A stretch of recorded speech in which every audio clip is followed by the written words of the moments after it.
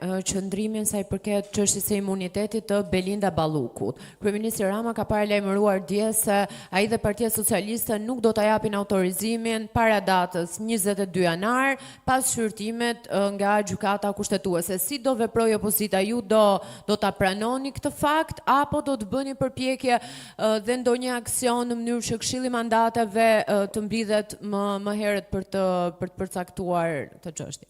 E drejt pyetja. Ne do bëjmë çdo përpjekje të parashikuar në ligjit e vendit. Por do i bëjmë ato në bindjen më të thellë se Edi Rama pa dorëzuar veten e vet nuk dorëzon Lubi Ballukun.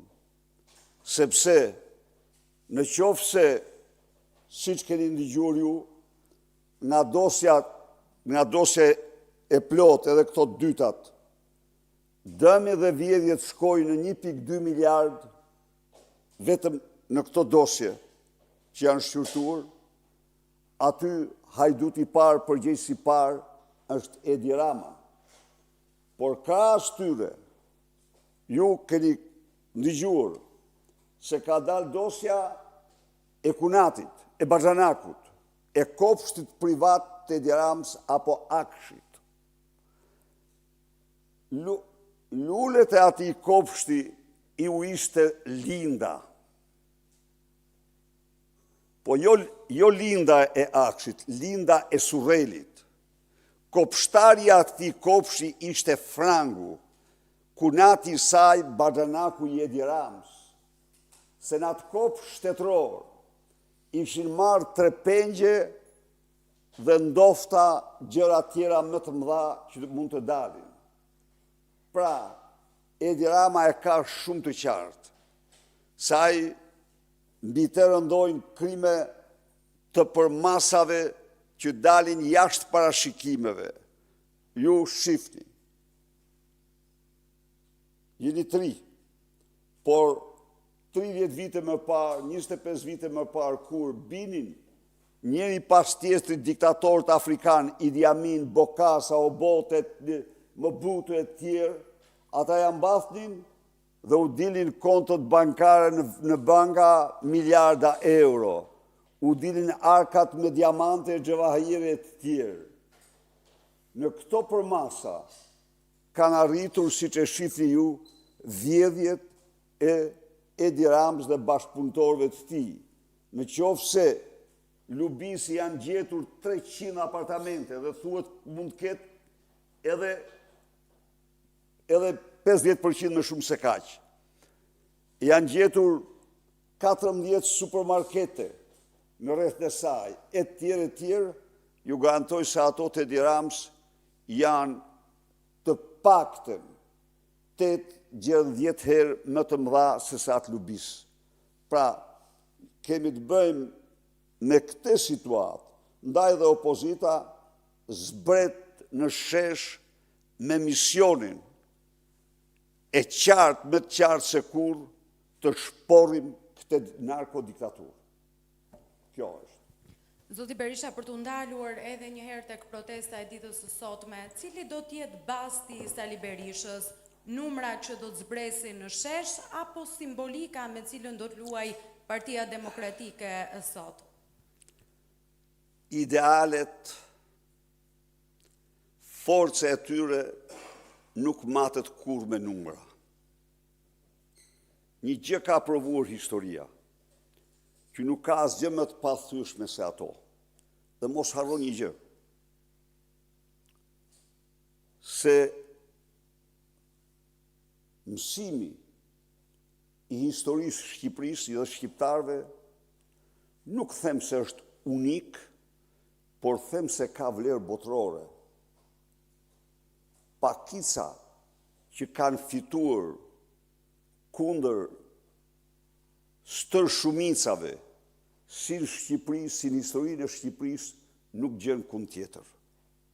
Ndaj dhe ne dalim aty me guximin e shqiptarit, me idealet më fisnike të njeriut, për të larguar këtë njeri që mori në gjykatë kushtetuese licencën për të vjedhur sa të doj.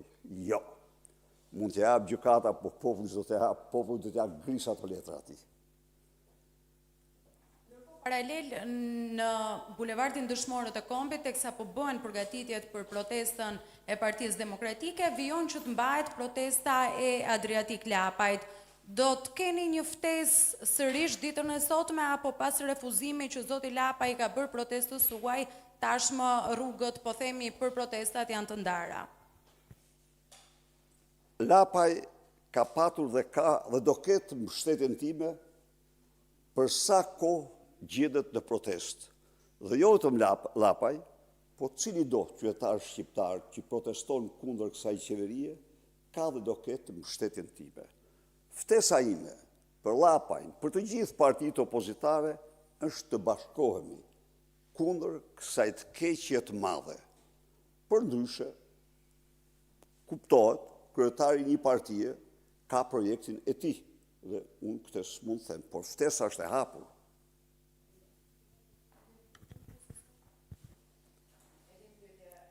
Fundit, kur është diskutuar çështja e sjelljes së opozitës në kuvend, në kushtet kur kryeministri Edi Rama vijon edhe në rastin e Këshillit Mandatit, të fitoj kohë me numrat e tij.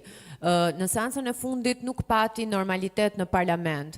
Cila do të jetë sjellja e opozitës në parlament? Ju do të riktheheni më në tryezat e reformës zgjedhore, në tryezën e reformës territoriale dhe do të vijoni sjellje normale në parlament, apo me ngjarjet e fundit që kanë ndodhur nuk ka, si të thuash, kthim pas në një sjellje normale të kuvendit? Parlamenti do të shtrohet në tempullin e lirisë të shqiptarëve, siç është në kushtetutë.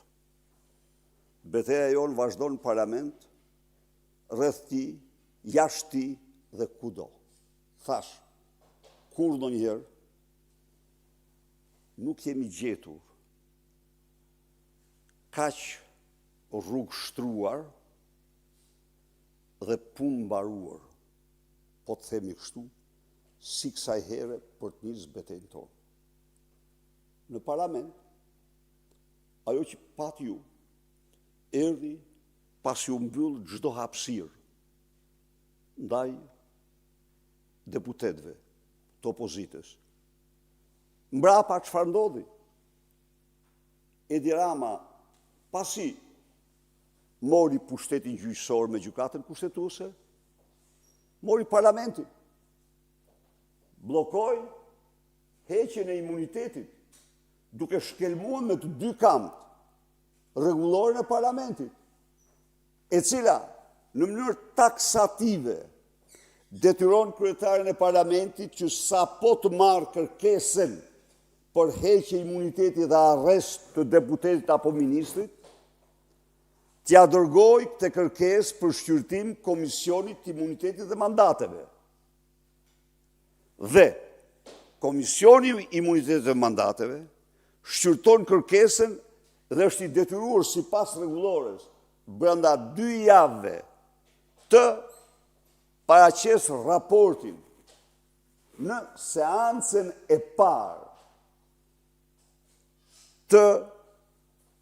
si pikë të parë të rendit disë në seancën e parë të parlamentit pas hartimit të raportit. Edi Rama, në mënyrë që s'ka ndodhur kurrë, i të merruar, pezuloi punimet e Komisionit Mandate, Këshillit Mandate, Këshillit të Imunitetit dhe Mandateve, pezulloi papritmas punimet, nuk caktoi datë tjetër për të mbledhur Këshilli dhe deklaroi dje se ajo çështje kalon kur do na hy pas vendimit të gjykatës që i dha licencën për të vjedhur. Lubi Ballukut i dha licencën Edi Ramës për të vjedhur, i dha licencën për të kërcënuar dëshmitarët, për të falsifikuar dhe manipuluar dokumentat. Prandaj thash, janë bërë të gjitha, jemi tani më të kthjellë se kurrë. Pra, për ta kuptuar se kjo është e pyetja, në këto kushte, a ka kuptim që të vijohet me një sjellje normale në parlament, edhe në kohën kur nesër pritet të përjashtohen shumë deputet të opozitës. Dhe këtu për ta vazhduar pak pyetjen, ka një druajtje të opozitës nga ambasadat që ndoshta nuk po e skalon sjelljen e saj në parlament? Kush? Druajtje të opozitës nga ambasadat, nga reagimi që mund të ketë ambasadat nëse do kishte një eskalim të situatës në parlament. Opozita e ka shumë të qartë që Edi Rama po bën çdo gjë për të mos e kaluar në parlament këtë. Kjo nuk ka dyshim. Spostimi sipas tij dhe jo sipas parlamentit, sa i mori është puç. Këtu kemi të bëjmë me një puç antikushtetues. A i pasi mori pushtetin gjyqësor me një vendim korruptiv të gjykatës kushtetuese, a i mori parlamentin, pushtetin e parlamentit. Pezulloj. Dhe tha pas vendimit gjykatës, që një sigur që mashtron, por nuk ka rëndësi për ne. Rëndësi ka që kreu një puç, mori pushtetin e parlamentit. Përsa u përket qëndrimeve tona, ne nuk bojkotojmë parlamentin, luftën ta bëjmë brenda në parlament me të gjithë fuqinë tonë, me të gjithë mbështetjen tonë. Ne do e shtrojmë parlamentin përsëri në tempullin e lirisë të shqiptarëve. Ne e kam deklaruar, nuk marrim pjesë në asnjë nga komisionet në të cilat negocioheshin reformat me narkomazhorancën. Por parlamentin nuk e bojkotojmë, do zhvillojmë luftë dhe betej aty, si kundër, në shesh, në rrugë, në greva, në demonstrata, në gjitha format. Tani, nata dhe dita, toka dhe qielli janë tonat. Nuk ka ma. Ja. Opozita është e vendosur, e betuar të përmbush misionin e saj.